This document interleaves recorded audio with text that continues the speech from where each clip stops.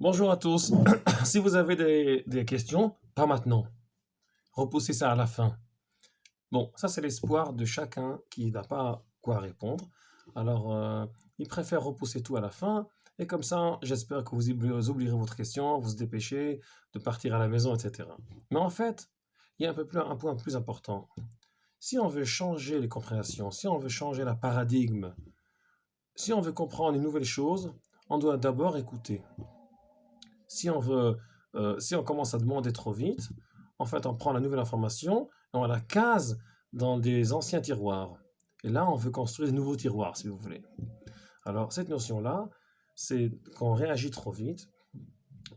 C'est ça le problème, que on juge les choses trop vite et on ne veut pas changer vraiment notre compréhension. D'abord, il faut le calme. Après ça, les réactions, les bruits, les paroles, les films, tout ce que vous voulez.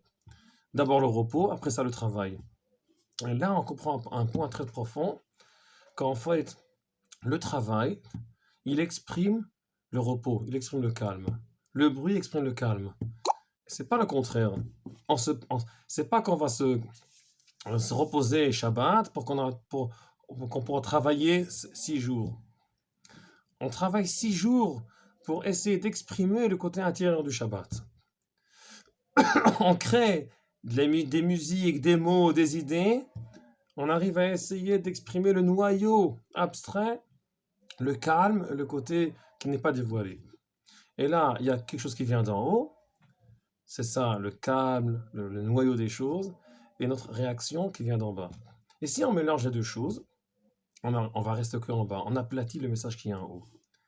Si vous voulez, c'est ça l'idolâtrie, de prendre toutes les forces et leur construire d'après notre compréhension, et déguiser ça comme le bon Dieu, comme soi-disant ça vient d'en haut, mais en fait ça vient de nous-mêmes. Le péché de... par exemple, avant ça, le travail à Shabbat, il est interdit, parce que on veut comprendre que ce qu'on exprime, c'est pas le centre c'est le noyau. Et dans le Mishkan, dans le temple, c'était un travail pour que le côté abstrait arrive à apparaître. Alors on ne peut pas mélanger les deux choses. Le travail du Mishkan, c'est ce qu'on agit, et la divinité, le Shabbat, le calme, c'est ça le noyau qu'on exprime. On ne peut pas prendre ce qu'on exprime et le faire, et le faire l'éloigner et mettre ça, enfin le mettre, mélanger ça dans le côté abstrait, dans le côté calme. C'est pour ça que les travaux du Mishkan, ça c'est les vrais travaux qui arrivent à exprimer tout le côté intérieur à l'extérieur. Ils ne peuvent pas se faire à Shabbat. Et de ça, tout le travail du monde ne peut pas se faire à Shabbat. Le travail, c'est une mission de dévoiler l'intérieur. Et melacha, en hébreu, c'est le travail, et c'est la mission, comme les anges, les malachim.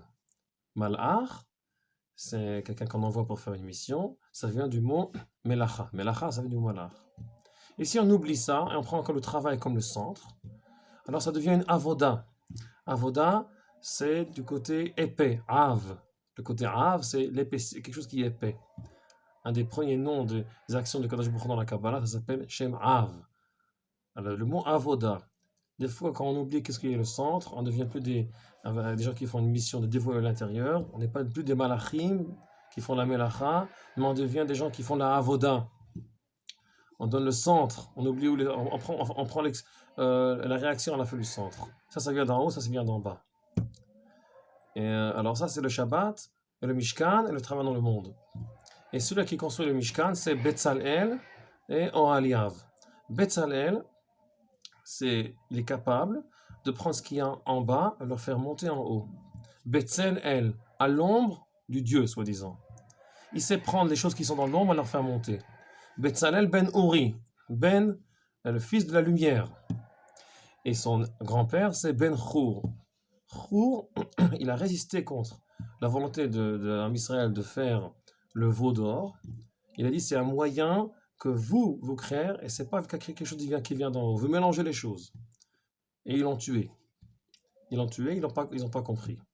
Et Betzalel maintenant, il prend tout ce qu'il y a en bas, il sait faire monter en haut. C'est ça. Il finit le travail de Chour qui était tué. Il comprend qu'on doit prendre ce qui est en bas, le faire monter en haut, et pas prendre les choses qui sont en haut et le mettre en bas et soi-disant dire, et aplatir et dire et créer une chose qui n'est pas vraiment divine. Et alors il complète le travail de Khour.